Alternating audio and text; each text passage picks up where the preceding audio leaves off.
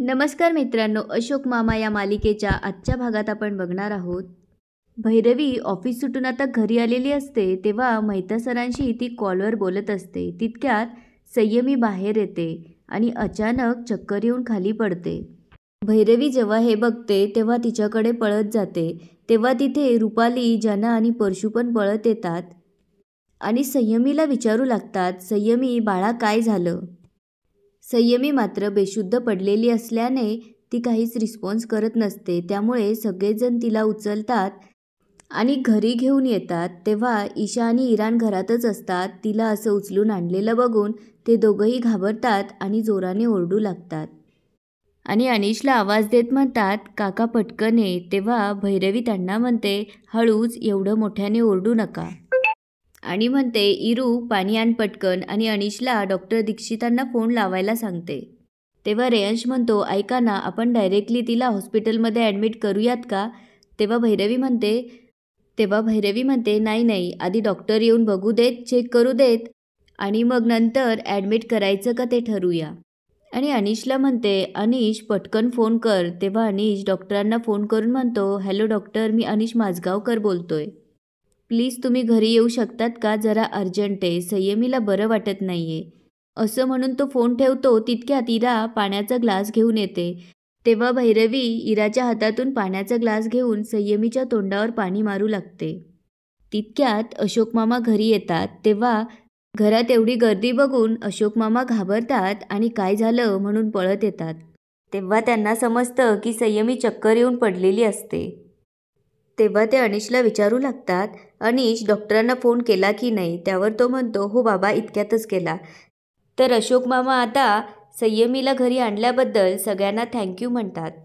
आता इकडे भैरवीची आई भैरवीच्या बाबांना आवाज देत येते आणि म्हणते, अहो चला आता जेवायला, का दिवसभर पुस्तकच वाचत बसणार आहात? तेव्हा ते विचारतात, अगं झालं काय तुला, अशी का वागतेस हल्ली? त्यावर ती म्हणते, तुम्हाला फक्त माझंच वागणं दिसतं का? इतरांचं वागणं दिसत नाही आहे का? त्यावर ते विचारतात, म्हणजे? तेव्हा ती म्हणते, तुम्हाला त्या अनिशचं वागणं दिसलं नाही का? किती कंजूसपणा करत होता तो. त्यावर भैरवीचे बाबा म्हणतात, अगं त्याला काटकसर म्हणतात आणि शेवटी त्याने कमवलेला पैसा आहे. त्याने कमवलेला पैसा त्याने कसा खर्च करायचा हे आपण कोण ठरवणार? पुढे ते म्हणतात, आणि हे काही माझगावकरांचं घर नाही आहे की हवा तसा पैसा खर्च करायला. त्यावर ती म्हणते, तुम्ही काही सांगू नका, त्याच्या हातातून पैसा सुटत नाही हेच खरं. मीनाच्या वागण्यात अचानक बदल झालेला बघून भैरवीच्या बाबांना आश्चर्य वाटू लागते आणि ते तिला विचारतात, मीना, अनिशबद्दलचं तुझं मत अचानक कसं काय बदललं गं? इतक्या दिवस तर म्हणत होतीस आपल्याला चांगलं जावई मिळाला हे आपलं नशीब, मुलीला चांगला नवरा मिळाला हे तिचं नशीब, मग आता काय झालं?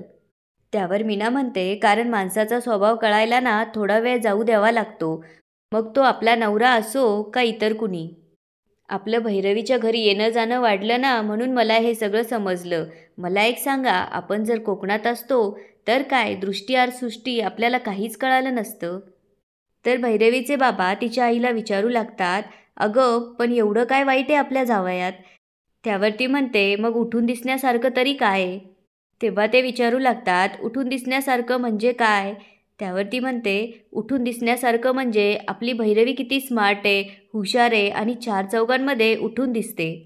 आणि तोंड वाकडं करतच म्हणते, याचं काय, अगदी सामान्य मुलगा, रडत खडत छोटीशी नोकरी करतो, मोठी स्वप्न नाही म्हणून पैसाही नाही हातात. तर भैरवीचे बाबा तिला म्हणतात, अगं सामान्य असणं म्हणजे त्याची चूक आहे का? काही लोकांना नाही आवडत, ते आपल्याच कम्फर्ट झोनमध्ये असतात, त्यातच ते खुश असतात. त्यावर मीना म्हणते, हे सगळं ना बोलायला ठीक आहे, पण माझ्या भैरवीलाच सगळी जबाबदारी घ्यावी लागते, त्याचं काय? त्यात तिने घरी येऊन मुलांचं करायचं, ऑफिसमध्ये मरमर मरायचं आणि एवढं करून साधी माझ्या लेकीची हौससुद्धा करत नसेल हा मुलगा. तेव्हा ते विचारतात, पण त्याचं काय? त्यावर ती म्हणते, बघितलं नाही का तुम्ही कसा 500-500 रुपयाचा पण हिशोब ठेवत होता? त्यावर ते म्हणतात, मग आता काय, डिवोर्स घ्यायला सांगायचा का? तेव्हा ती म्हणते, अहो काहीतरीच काय बोलताय, त्या दोघांनी वेगळं व्हावं असं अजिबात वाटत नाही मला, फक्त भैरवीने त्याच्यावर थोडीफार तरी जबाबदारी द्यावी एवढंच फक्त माझं म्हणणं आहे. असं म्हणत ती तिथून निघून जाते. आता इकडे परशू डॉक्टरांना घरी घेऊन आलेला असतो. तेव्हा डॉक्टर संयमीला चेक करू लागतात. सगळेजण आता काळजीत असतात, कारण संयमी अजूनही शुद्धीवर आलेली नसते. तेव्हा तिला चेक करून झाल्यावर डॉक्टर म्हणतात, काही नाही, पित्त झालंय म्हणून तिला चक्कर आली. आणि विचारू लागतात, तिने दिवसभरात काही खाल्लंय का?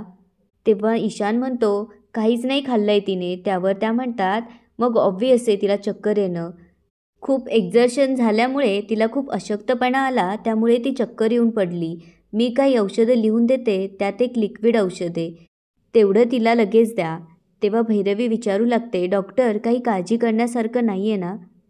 त्यावर डॉक्टर म्हणतात, काळजी करण्यासारखं काही नाही आहे, पण 2 दिवस तिला बेड रेस्ट द्या आणि काही खायला घाला.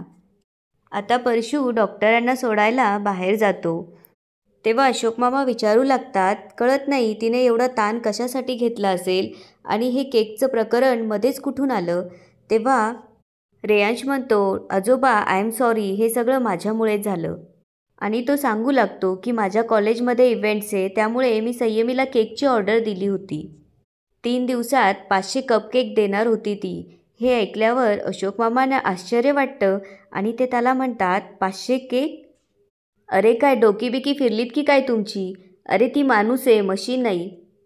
तेव्हा रेयांश अशोक मामांची माफी मागतो आणि म्हणतो, मी कॉलेजमध्ये सांगून ऑर्डर कॅन्सल करतो.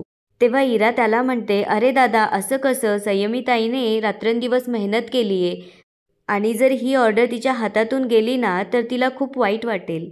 तेव्हा रेयांश म्हणतो, आय नो इरा, पण प्रॅक्टिकली बघितलं तर 500 कप एकट्याने बनवणं हे इम्पॉसिबल आहे.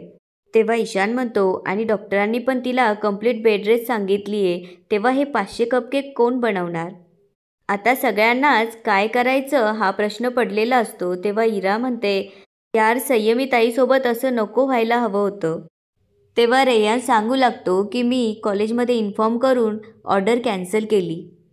तेव्हा अशोक मामा भैरवीला विचारतात, हे सगळं तुला आधी माहीत होतं ना? त्यावर भैरवी म्हणते, हो, पण मला माहीत नव्हतं की ती एवढी सिरियसली घेईल म्हणून.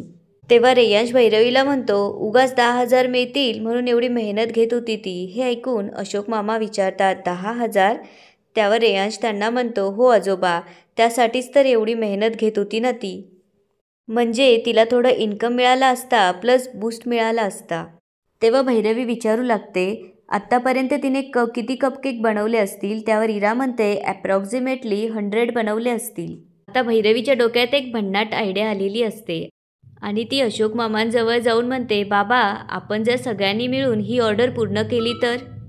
हे ऐकल्यावर इरा ईशान आता खूप खुश झालेले असतात. तेव्हा इरा म्हणते, हे जर संयमी ताईला कळालं तर तीही खूप खुश होईल.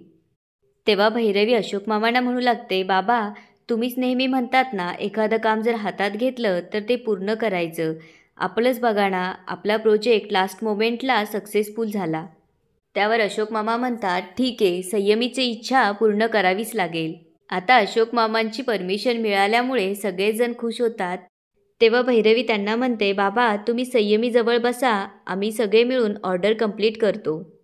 असं म्हणून सगळेजण तिथून जातात. अशोक मामा मात्र संयमीजवळ बसलेले असतात. संयमी अजूनही शुद्धीवर आलेली नसते, त्यामुळे त्यांना काळजी वाटू लागते.